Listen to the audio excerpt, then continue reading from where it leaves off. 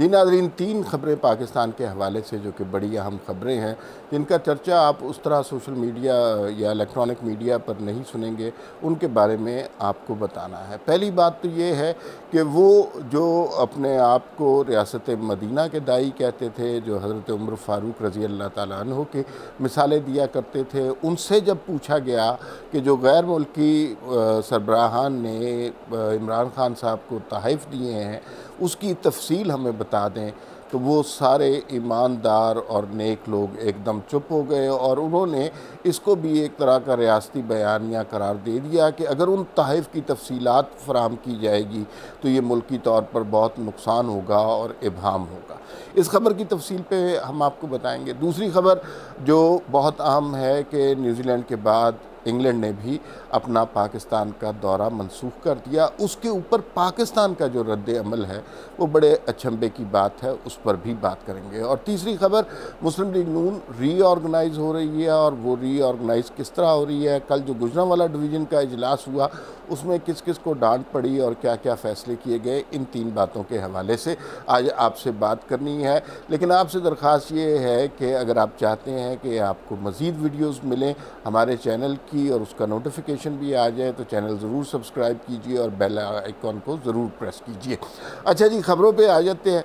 सबसे पहले तो तोशा खाने के हवाले से जो वज़ीर आज़म को तोहफ़े मिलते हैं वो वज़ीर आज़म की ज़ाती जागीर नहीं होते, वो कौमी अमानत होते हैं और कौमी ख़जाने में जमा किए जाते हैं। इसके बारे में इस कदर इबहम जो है पैदा कर दिया गया जैसे ये इमरान खान की ज़ात पर हमला है। हालांकि ये तो वो लोग हैं जो नारा लगाते थे ईमानदारी का, जो नारा लगाते थे इंसाफ का, जो पिछले हुक्मरानों को चोर और डाकू कहते थे, उनको वो तफसीलात जो तोहफ़े मिले हैं वो बताने में क्या हर्ज है। और इस सिलसिले में कैबिनेट डिवीज़न भी इन्वॉल्व हो गई है, दूसरी इन्फॉर्मेशन भी इन्वॉल्व हो गई है और ये किसी तौर पर मुख्तलिफ़ तरीके से ये कोशिश कर रहे हैं कि वो तफसीलात लोगों के सामने ना आए, जिसकी वजह से लोगों को ये शक पड़ रहा है कि वो जो बैनुल अक़वामी सरबराहान की तरफ से तोहफ़े दिए गए थे उनमें शायद कोई खुर्द-बुर्द हो गया है, कुछ तोहफ़े पार कर दिए गए हैं। यूसुफ रज़ा गिलानी के हवाले से भी आपको एक याद होगा कि एक हीरो का हार था, उसका किस्सा था और वो आखिर में वापस लिए गया। लेकिन अलमिया ये है कि ये लोग तो आए ही इंसाफ की नाम पर हैं, ये तो करप्शन फ्री पाकिस्तान बनाना चाहते थे।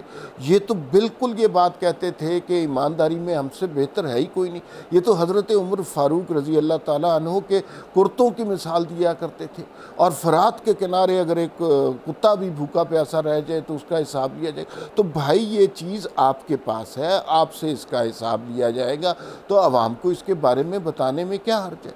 लेकिन इसका जवाब आपको कभी भी नहीं मिलेगा, इसलिए कि इनके पास इसका जवाब नहीं है। और अगर इसकी मज़ीद तहकीक की जाए, और इसकी तहकीक करना इतना ज़्यादा मुश्किल नहीं है, जो बैनुल अक़वामी सरबराहान की तरफ से तोहफ़े आते हैं वो कहीं ना कहीं लिखे जाते हैं, रजिस्टर होते हैं, दाखिल दफ्तर होते हैं, उनकी तफसील सामने आ जाएगी और जल्द ही पता चल जाएगा कि उसमें से कितने गायब हैं और कितने उसमें से अभी मौजूद हैं। इम्कान ये है कि उसमें बड़े पैमाने की खुर्द-बुर्द की गई है, बड़े तोहफ़े उसमें से गायब हैं। और ये कौन कर सकता है? ये वो कर सकता है जिसके बारे में मीडिया अब भी कहता है कि खान साहब की टीम ख़राब है, खान साहब ने मईशत बर्बाद कर दी, खान साहब ने मुल्क का बुरा हाल कर दिया, लेकिन खान साहब करप्ट नहीं है। तो इससे बड़ी मिसाल क्या हो सकती है कि मैं भी कोई इल्ज़ाम नहीं लगा रहा कि उसमें से कुछ तोहफ़े गायब हैं या उसमें से चोरी कर लिए गए हैं या ज़ाती इस्तेमाल में आ गए। मैं तो सिर्फ ये बात कर रहा हूँ कि आपको वो तफसीलात देने में क्या अमर माने हैं, क्यों नहीं आप बता रहे? अगर आप ईमानदार लोग हैं, अगर आप करप्शन फ्री पाकिस्तान चाहते हैं, अगर आपने पाकिस्तान से करप्शन ख़त्म करने का दावा किया है और अगर आप ये समझते हैं कि माजी के हुक्मरान इस मुल्क को लूट कर खा गए हैं, तबाह कर दिया है, तो भाई आप तो बड़े नेक और साले लोग हैं। आपको तो वो तफसीलात फ़ौरन फराहम करनी चाहिए और उनमें बहुत कीमती तोहफ़े भी हो सकते हैं, हीरो के हार भी हो सकते हैं, सोने की कोई चीज़ भी हो सकती है, जो भी है उसकी तफसील मांगना और फराहम करना पाकिस्तानी अवाम का आईने पाकिस्तान के तहत हक़ है। तो ये हक़ उन्हें मिलना चाहिए। लेकिन इस पे आप देखिएगा कि अभी भी मीडिया यही कहेगा कि खान साहब करप्ट नहीं है और वो तफसीलात नहीं दी जाएंगी, और इसलिए नहीं दी जाएंगी कि उससे बहुत ज़्यादा इब्हाम पैदा होगा। भाई एक फ़हरिस्त मौजूद है, तो वो फ़हरिस्त लोगों को बताने में क्या इब्हाम पैदा होगा? इब्हाम तक तो उस वक्त पैदा होगा ना कि अगर उस फ़हरिस्त में जो चीज़ें लिखी हैं उसमें से कुछ चीज़ें मौजूद नहीं हैं, तो फिर इब्हाम पैदा होगा, फिर सवाल उठेंगे, फिर लोग करप्शन के बारे में बात करेंगे, फिर लोग ये नहीं कह सकेंगे कि इमरान खान बहुत अच्छे हैं और करप्ट तो नहीं है, हालांकि उन्होंने मुल्क का बेड़ा गर्क कर दिया है। ये बात नहीं कह सकेंगे। इसलिए अब तहरीक इंसाफ पर अखलाक़ी, कानूनी, आइनी ज़िम्मेदारी बनती है कि वो फिलफौर जो तहाइफ इनको मिले हैं उसकी तफसील पब्लिक करे, और ये आवाम का हक़ है। और राइट टू इन्फॉर्मेशन के तहत आप ये तफसील पूछ सकते हैं, आप भी पूछ सकते हैं, मैं भी पूछ सकता हूँ। तो इनको जल्द अज जल्द ये तफसील फ़राहम करनी चाहिए। और शहबाज गिल जैसे लोगों के ज़रिए अगर ये इस बात को डिफेंड करने की कोशिश करेंगे तो फिर तो अल्लाह ही हाफिज़ है, फिर तो इस मामले में कुछ समझ नहीं आ रही क्या किया जा सकता है। दूसरी ख़बर की तरफ चलते हैं।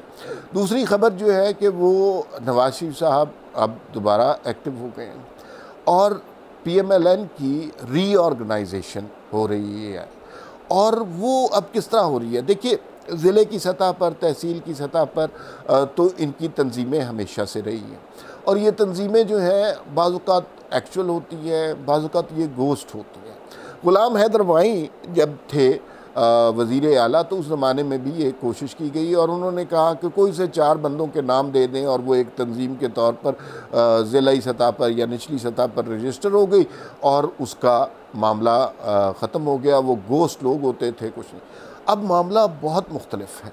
अब नवाज शरीफ को एहसास हो गया है कि जो उनका बयानिया है उनको आगे चलाने का तरीका खिदमत नहीं है। उन्होंने खिदमत करके इस मुल्क में देख ली, उन्होंने इकॉनमी बेहतर करके देख ली, उन्होंने मोटरवेज़, मेट्रोज़, एयरपोर्ट बना के देख लिए, लेकिन आवाम को ऑर्गेनाइज़ नहीं किया। हमारी सियासी पार्टियों में हमेशा से ये कमी रही कि वो तंजीमी तौर पर अपने आप को ऑर्गेनाइज़ नहीं किया। अब जो नवाज शरीफ साहब कर रहे हैं वो ना सिर्फ के ज़िले तहसील की सतह पर बल्कि यूनियन काउंसिल और पोलिंग स्टेशन की सतह तक अपने आप को ऑर्गेनाइज़ कर रहे हैं और हर जगह से लोगों के नाम ले रहे हैं, मुखलिस कारकुनों के टेलीफोन नंबर लिए जा रहे हैं, उनके से फॉर्म भरवाए जा रहे हैं। और पहले हमने बहावलपुर, बहावल नगर के हवाले से इस तरह की मीटिंग देखी। कल की मीटिंग में नवाज शरीफ साहब ख़ुद मौजूद थे, शहबाज शरीफ मौजूद थे, मरीम नवाज़ मौजूद थी, हमज़ा शहबाज मौजूद थे, और तंजीमी सतह पर अब उन्होंने काम करना शुरू कर दिया। और उन्होंने ये सोचा है कि वोट को चोरी नहीं होने देंगे और वोट की इज़्ज़त के लिए मकामी सतह पर एक जंग लड़ेंगे और पूरी कोशिश करेंगे। तो ये बहुत अरसे की रिक्वायरमेंट थी। जो गुजरांवाला के हालात हैं उसके ऊपर भी थोड़ी सी खफगी का इजहार किया गया, और नवाज शरीफ साहब ने ये ज़रूर पूछा कि सारे पाकिस्तान में कंटोनमेंट में हम जीत गए हैं, गुजरांवाला जो PMLN का गढ़ है वहाँ से PMLN हार गई है, तो ये कैसे हुआ? खुर्रम दस्तगीर खान साहब भी वहाँ मौजूद थे और पता ये चला कि जो टिकट दिए गए थे उसके अंदर काफ़ी गड़बड़ें की गई थी। जो ये हल्का कंटोनमेंट का खुर्रम दस्तगीर साहब का नहीं था। खुर्रम दस्तगीर बहुत ही डेडिकेटेड वर्कर हैं और बड़े मुखलिस कारकुन और कायद हैं मुस्लिम लीग नून के। अब ये एक दूसरे MNA और MPA के दस्तरस में थी, उन्होंने अपनी मर्ज़ी से टिकट दिए, उन्होंने दिलचस्पी नहीं ली कंटोनमेंट के इलेक्शन में। और 7 दिन पहले जब खुर्रम दस्तगीर खान साहब को ये पता चला कि भाई ये तो कोई मेहनत नहीं कर रहे, तो खुर्रम दस्तगीर खान कंटोनमेंट के लेवल पर इस लेवल का लीडर जलसे नहीं करता, लेकिन 7 जलसे उन्होंने किए। लेकिन जो गलती टिकटें देने में हो चुकी थी, जो धड़े बन चुके थे, उसका नुकसान हुआ। नवाज शरीफ साहब ने इस पे भी खफगी का इजहार किया और अब नवाज शरीफ साहब चाह रहे हैं कि हर हलके में पोलिंग स्टेशन की और यूनियन काउंसिल की सतह पर तंजीम ऑर्गेनाइज हो, और इसकी निगरानी ना मरीम नवाज़ कर रही है, ना शहबाज शरीफ, ना हमज़ा शहबाज। इसकी निगरानी बराह रास्त खुद नवाज़ शरीफ कर रहे हैं और उन्होंने उन लोगों के नंबर भी मांग लिए हैं जिनके साथ ये तफसीलात तय होंगी, जिनको ओहदे दिए जाएंगे। फिर उसके बाद नवाज़ शरीफ उनसे उनका टेस्ट भी लेंगे, रैंडम कॉल्स भी करके उनसे बात करेंगे। तो वो MNA और MPA जो सिर्फ मुस्लिम लीग नून का टिकट लेते थे और कहते थे कि और उसके बाद उन्हें सीट मिल जाती थी, उसके बाद वो न जमात के लिए काम करते थे, न पार्टी ऑर्गेनाइज, न पार्टी के बयानिए के हवाले से कोई बात करते थे। अब उन्हें मेहनत करना पड़ रही है क्योंकि नवाज़ शरीफ साहब गुस्से में हैं और वो चाहते हैं कि अगले इलेक्शन से पहले पार्टी को मुकम्मल तौर पर इलाकाई सतह पर ऑर्गेनाइज़ किया जाए। ये मुस्लिम लीग नून के लिए बड़ी खुशाइन बात है। तीसरी खबर, और वो अफसोसनाक खबर है कि न्यूजीलैंड के बाद इंग्लैंड ने भी पाकिस्तान का दौरा कैंसिल कर दिया और उसकी रीज़न सिक्योरिटी थ्रेट बताए गए। हमें नहीं बताया जाता, लेकिन जब शेख रशीद साहब वज़ीर दाखिला हैं वो तस्लीम नहीं करते, लेकिन न्यूजीलैंड की टीम को थ्रेट अलर्ट के बारे में पता चल गया था और शायद हमारे PCB को भी उसके बारे में इत्तला नहीं दी गई थी। और इंग्लैंड भी उन्हीं सिक्योरिटी के खदशात के पेश नज़र पाकिस्तान नहीं आ रहा, जिससे क्रिकेट के मद्दाहों को बहुत ज़्यादा दुख पहुंचा। बड़े अरसे के बाद हम पाकिस्तान में क्रिकेट देखना चाहते थे।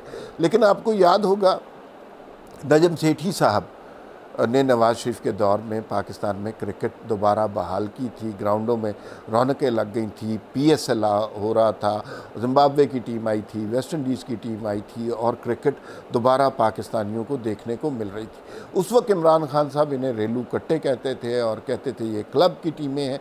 उन्हें इसका अंदाज़ा नहीं था कि उनके अपने दौर में क्या होगा। अब चूँकि तहरीक इंसाफ हर महाज पे मुंह की खा रही है और इसी तरह ये बदकिस्मती से इंग्लैंड ने भी दौरा मनसूख कर दिया। रमीज़ राजा साहब का बयान आया और मुझे बड़ा दुख हुआ उनके बयान का। बजाय इसके कि वो बात करते कि हमें बेहतर सिक्योरिटी फराहम करनी चाहिए थी, उन्होंने एक और बयान दे दिया। उन्होंने कहा कि दुनिया चाहे जो भी करे, हम इसके ख़िलाफ़ जंग करेंगे। जो वोकैबुलरी है ना, ये कम्युनिकेशन स्किल्स में आता है, ये इन्हें सीखनी चाहिए। और हमारे यहाँ लोग बहुत ही गलत कम्युनिकेशन करते हैं। दुनिया हमें जंग की नज़रों से नहीं देखना चाहती, अमन की नज़रों से देखना चाहती है। और अगर आप ये बयान देंगे कि हम जंग करेंगे और लड़ेंगे, तो ये कोई अच्छी बात नहीं। इसी तरह कोरोना के केस में भी आपने देखा जो कौमी नारा बना कि कोरोना से डरना नहीं, कोरोना से लड़ना है। भाई लड़ना नहीं है, कोरोना से बचना है। तो ये जो लड़ना, जंग, ये वाली वोकैबुलरी दुनिया हमसे सुनना नहीं चाहती। ये 3 खबरें हैं जिस पे बात करनी थी और इस पे ज़रूर हमारे गुज़िश्ता वीलॉग भी देखिएगा। और नवाज़ शरीफ जो तंजीम साजी कर रहे हैं उसके हवाले से भी हमने पहले एक वीलॉग किया था, उसका लिंक भी आपको दिया जाएगा। और अपना फ़ीडबैक इस वीलॉग के अख्ताम पर अपने कमेंट्स में ज़रूर दीजिएगा।